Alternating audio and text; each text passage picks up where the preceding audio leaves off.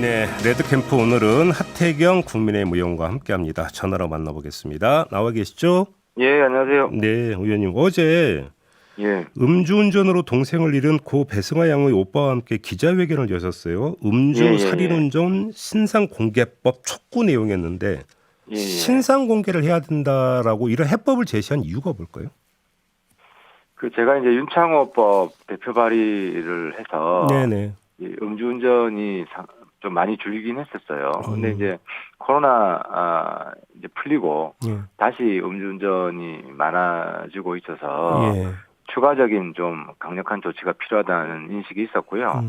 그래서 신상 공개가 사실은 지금 신상 공개 대상이 중대범죄에 한정돼 있거든요. 그렇죠. 살인이나 예.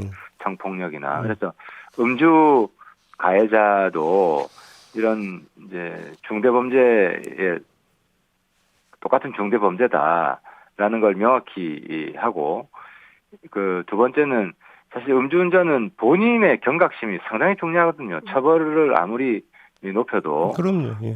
예. 그래서 이제 신상 공개가 그래도 본인의 경각심을 일깨우는데 가장 효과적이지 않을까 해서 이번에 같이 유족들 의견도 같이 모아서 기자회견을 하게 됐습니다. 그러면 신상공개의 대상이 음주운전으로 인해서 인명사고를 낸 케이스로 한정이 되는 겁니까? 어떻게 되는 거예요? 아니요, 이제 두 가지인데요. 이제 인명사고, 이제 사망에 이르는 경우는 당연히 포함이 되고요. 두 번째는 10년 이내에 이제 2번 이상 음주운전할 경우 포함이 됩니다. 이거 이제 다른 나라도 비슷한 사례가 있어가지고, 예. 그러니까 상습 음주운전자죠. 그런 경우는 신상공개 대상에 포함시키게. 이 두 경우에만. 예. 동료 의원들의 반응은 어때요? 뭐 여야 할 것 없이 공감하는 분위기고요.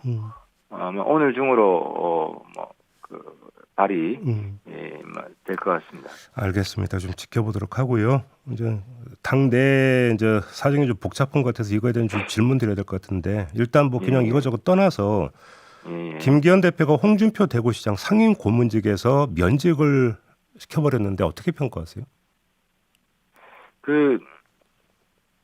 좀 합리적인 리더십이라기보다는 좀 감정적으로 보이죠. 감정적이다. 물론 이제 홍 시장님에 대해서도 뭐 100% 두둔할 수는 없어요. 왜냐하면 같은 당내 사람들끼리는 먼저 비공개로 문제 제기를 하고 그래도 수용이 되지 않고 계속 이야기해야겠다 싶으면 이제 공개적으로 문제 제기를 하고 이렇게 하거든요. 왜냐하면 다 같은 동지들이지 않습니까? 근데 이제 홍준표 시장님은 시장님에도 불구하고 행정을 맡고 있음에도 불구하고 또 둘이 과거에 가까운 사이였습니다. 이제 그런데도 불구하고 그냥 공개적으로 계속 매일매일 그냥 도발하고 문제 제기하고 이것도 그렇게 썩 좋은 모습은 아닙니다. 하지만 그 내용에 있어서는 최근에 이제 극우와 단절이라는 사실 타당한 말씀을 하신 거거든요. 그래서 기분은 나쁘더라도 내용 수용을 해야 됐습니다. 근데 그걸 정광훈을 잘라야지 왜 홍준표를 자릅니까? 그래서 완전히 오발탄이죠. 지난주에 저희가 이준석 전 대표하고 인터뷰했는데 이준석 전 대표는 이게 용산의 뜻이 담겨 있는 거 아니냐 이렇게 해석을 하던데요. 그건 좀 과한 해석이고요. 그래서 지금 친윤 쪽 의원들도 이건 잘못한 거다라는 인식을 가지고 있습니다. 이제 공개적으로 발언 안 할 뿐이지. 사적으로 얘기 나눠보셨어요? 예, 다 확인을 했고요. 이른바 친윤 의원이라는 게 이른바 윤핵관 의원들 말씀하시는 겁니까? 뭐 그렇죠. 그래서 사실상 대통령이 개입 안 했다는 걸 제가 확인을 했고, 그리고 이제 홍준표 시장 같은 경우에는 그래도 대통령 허니문 기간 한 1년 기간에는 대통령에 대한 비판은 자제하고 저는 정치적으로는 지원을 하려고 노력을 많이 했잖아요. 그래서 윤 대통령이 홍 시장님에 대해서는 뭐 최근까지 그렇게 부정적인 인식 가지고 있지도 않았고요. 또 이 정광훈 잘라라는 극우 세력하고 단절하라는 거는 윤석열 대통령도 같은 생각이에요. 근데 그러니까 이준석 전 대표는 100분 토론 나와서 정치 초보라고 한 게 결정적 계기였던 것처럼 그러니까 진단을 하던데 동의를 안 하시는 겁니까, 의원님? 네, 동의를 제가 팩트를 확인했다니까요. 누구를 통해서 확인하셨어요? 누구를 그러니까 통해서? 그 구체적인 이야기를 뭐 다 하기는 어렵지만 그 기자들 통해서 확인해 보세요. 알겠습니다. 체크가 될 거예요. 그러면 지금 사감이 들어가 있다 이런 거잖아요. 김기현 대표가 감정적이었다. 근데 조금 전에 예, 말씀하신 그러니까 둘 사이가 나쁘지 않았다면서요. 근데 혹시 틀어진 결정적 계기가 있었던 겁니까? 이번에 틀어진 거죠. 그렇게 막 매일 속사포처럼 정치적 공격을 그러니까 정광훈을 핑계로 살짝 김기현 대표를 공격한 것처럼 비쳤죠. 1차 타겟이 정광훈인지 김기현인지 애매하게끔 김기현 대표를 더 공격을 했죠. 조금 기다려주는 그런 뭐. 알겠습니다. 그러면 홍준표 시장은 어제도 페이스북에 글을 올려서 김기현 대표를 비판을 했거든요. 자, 그럼 홍준표 시장이 이런 행보는 어떻게 평가하세요? 원래 홍 시장님은 그런 분 아닙니까? 원래 이제 노이즈 정치를 계속 해오셨고. 노이즈 정치. 예. 그러니까 페이스북 같은 경우도 안 쓴다 그랬다가 사실상 계속 쓰고 하루에도 몇 번씩 생각날 때마다 즉흥적으로 쓰고 뭐 이런 식의 정치를 하시잖아요. 네. 그게 뭐 인기 비교이기도 하고 비호감의 원인이기도 하고. 그래서 좀 그 홍 시장님께는 제가 당부드리고 싶은 것은 이제 동지들 사이의 정치는 좀 결이 다르다. 서로 당이 다르면 모를까. 지금 같은 당이잖아요. 네. 그런 경우는 뭐 공개적으로 막 문제 제기하기 전에 물밑에서 얘기 좀 해보고 그래도 안 되면 공개적으로 들이받고 뭐 이렇게 하는 거지. 그러면 아무튼 지금 그 상임 고문직에서 면직을 시켜버렸는데 해법이 뭘까요? 그냥 냉각기 갖는 게 그러니까 최선의 지금 방식일까요? 그러면? 그렇죠. 그건 뭐 사실 뭐 별 의미도 없는 거죠. 상임 고문을 해촉시킨다고 뭐 떠들 사람이 안 떠들고 뭐 이런 건 아니고 아무 의미도 없는 것이고 그냥 둘 사이가 좀 안 좋아진 건데 해법은 김기현 대표가 정광훈 세력에 대해서 과감하게 단절을 하는 거죠. 근데 지금 보면 단절 당하게 생겼는데 오늘 기자회견 말씀하시는 거죠? 예, 뭐 차이기 전에 찬다 뭐 이런 상황인데 예. 이제 문제는 뭐 원래 정광훈 개인은 우리 당원도 아니고 정광훈 추천 이중 당적자들이 있습니다. 이 사람들을 통해서 우리 전당대회 개입을 하거든요. 그러게요. 그래서 이중 당적자는 정당법상 범죄고 불법이기 때문에 김기현 대표가 이중 당적자 전수조사를 하고 최대한 이중 당적자를 정리하는 이런 노력을 하게 되면 홍 시장님 문제 제기하는 것도 수용이 되는 거고 알겠습니다. 두 분의 관계 회복이 된다고 생각합니다. 김재원 최고위원은 어떻게 해야 된다고 생각하세요? 처리 문제를. 사실 이제 정광훈 이슈가 시작된 게 사실 김재원 최고부터 아닙니까? 그렇죠. 만나서 이제 5.18 헌법 전문에 수록하는 것도 부정을 하고 또 뭐 정광훈이 우파를 통일했다고 해서 정광훈과 우리 당이 한 몸인 것처럼 보여지게 하고 그래서 지금 당내 여론은 어쨌든 이게 굉장히 심각한 해당 행위에 해당하기 때문에 이제 윤리위원회에 올라가야 된다라는 생각이 거의 사실상 내용적으로 당론인 것 같고요. 뭐 그렇게 진행될 거라고 생각합니다. 그렇게 그러면 한 달 자숙 이거 갖고는 안 된다 이런 얘기네요. 정리하면. 예, 지금 사실 제가 볼 때는 약간 뒷북 징계이긴 한데, 그렇죠. 타이밍을 좀 놓친 면이 있지 않습니까? 그럼에도 불구하고 필요하다는 게 지금 당내 다수 의견 같습니다. 그럼 만약에 윤리위원회로 간다면 이준석 전 대표의 징계 수위에 준해서 생각한다면 상당히 중징계가 나올 수 있는 거 아닙니까? 그러면? 그럴 것 같습니다. 그래요. 예, 형평성을 고려해서 아마. 뭐 양두구역 이런 발언했다고 그 당원권 정지 1년 추가 징계를 한 바가 있지 않습니까? 윤리위원회에서. 아마 윤리위원회도 그런 형평성을 고려해서 징계 조치를 할 것 같습니다. 알겠습니다. 윤석열 대통령의 지지율이 한국갤럽 조사 보니까 다시 20%대로 떨어졌던데요. 부정평가 1위가 외교 안보 문제였더라고요. 보니까 그럼 이 지금 미국의 도감청 의혹 이게 결정적이었다 이렇게 봐야 되는 걸까요? 그게 영향이 컸던 것 같습니다. 그러면 이 문제에 대해서 대통령실이나 정부가 대처한 대처 방법에 문제가 있었다고 평가하세요? 해명이 굉장히 좀 서투르고 거칠다.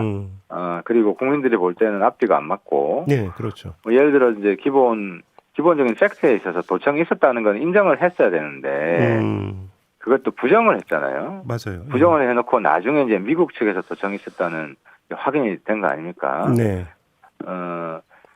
그리고 두 번째로는 이제 여론전에서 진 것도 있어요. 사실 박지원 원장, 전 국정원장 박지원, 그분이 얘기를 잘했는데 지금 우리 사회 일각에서 그런 게 있잖아요. 어떻게 동맹국한테 도청을 하냐. 네.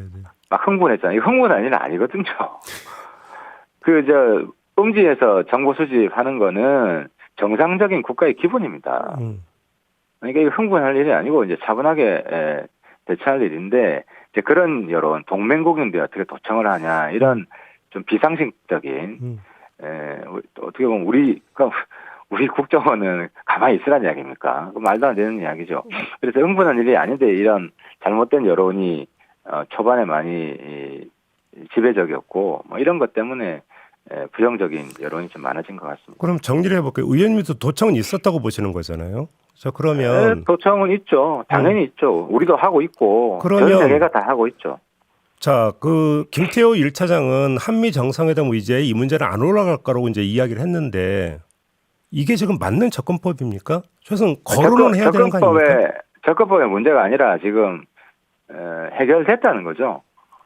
해결이 됐다. 그렇죠. 해명과 사과가 이루어졌다는 거죠. 아니 근데 제가 그러니까 질문 드리는 게 해명과 사과를 받는 주체가 우리 정부 단위에서 김태호 1차장으로 족하느냐 이 질문을 드리는 거거든요.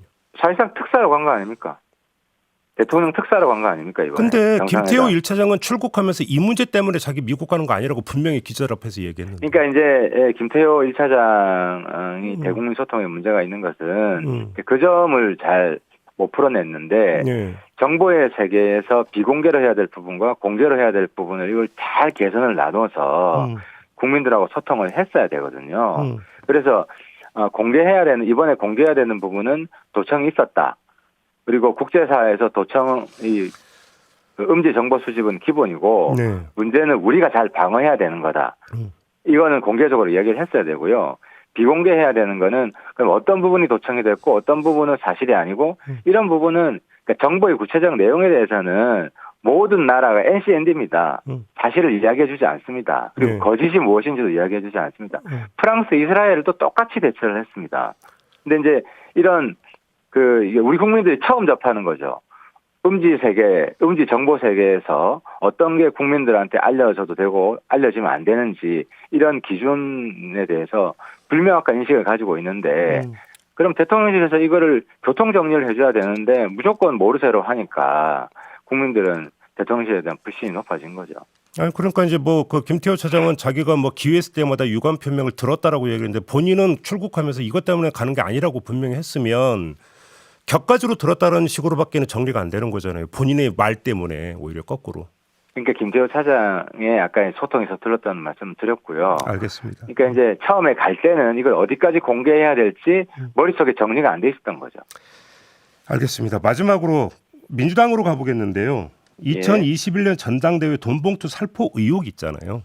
예. 일단 지금 의원님은 이게 사실일 거라고 보십니까? 그 100% 사실이죠. 100%? 100%라고 보시는 근거가 뭐예요? 이제 여야 정당에서 과거의 전당 때부터 돈봉투 뿌리는 이제 악습이 있었죠. 근데 우리는 2008년에 크게 호되게 한 방 맞아가지고 그 이후로 사라졌고 찻대기. 민주당은 지금까지 이제 이번에 처음 당하는 거 아닙니까? 그러니까 이제 저도 민주당에도 없어졌을 것이다라고 생각을 했는데 이제 이번에 이제 남아 있었던 거죠. 그러면 민주당이 어떻게 대처해야 된다고 생각하세요? 지금 당내 조사를 하느냐 마느냐 하는데 그놈인데 효과가 있겠습니까? 그냥 다 잘라야 돼요. 그러니까 이게 가장 확실한 국민들이 볼 때 가장 확실한 방법은요. 이재명 대표를 포함해서 연루된 사람들 다 출당시켜야 됩니다. 송영길 전 대표도 그렇고. 그러면 예를 들어서 윤관석 의원이나 이성만 의원은 의원이기 때문에 또 이제 체포 동의안이 넘어올 거 아닙니까 국회로? 아마 그럼 민주당이 이거 반대 못할 거다 이렇게 지금 전망하시는 겁니까? 그건 알아서 하라 그러고요. 문제는 대표가 이재명이다 보니까 어떻게 지금 관련된 의원들 출당을 시킬 수 있습니까? 그럼 당장 의원들 대표부터 출당하라고 할 텐데. 그러니까 그놈이라는 거예요. 그래요. 똑같은 사람들이니까 뭐 국민들이 구분이 안 될 겁니다. 송영길 전 대표는 예정대로 7월에 그러니까 들어온다고 하는데 이런 어떤 그 입장도 부적절하다고 평가하시는 거고. 뭐 그러면 좀 인터폴 수배 떨어지겠죠. 뭐 그렇게 자꾸 늦추면. 아, 그래도 정당의 대표까지 인터폴 수배까지 간다고 보시는 겁니까? 근데 이제 국민들 눈높이에서는 전 대표든 전 대통령이든 똑같은 일반 국민들하고 차별을 하면 안 된다. 법 앞에는 누구나 평등하다. 이런 원칙을 지키라는 거 아닙니까? 알겠습니다. 그게 국회 특권을 버리라는 거고요. 네. 오늘 이야기 여기까지 진행해야 될 것 같네요. 고맙습니다, 의원님. 예, 예. 네, 하태경 국민의힘 의원이었습니다.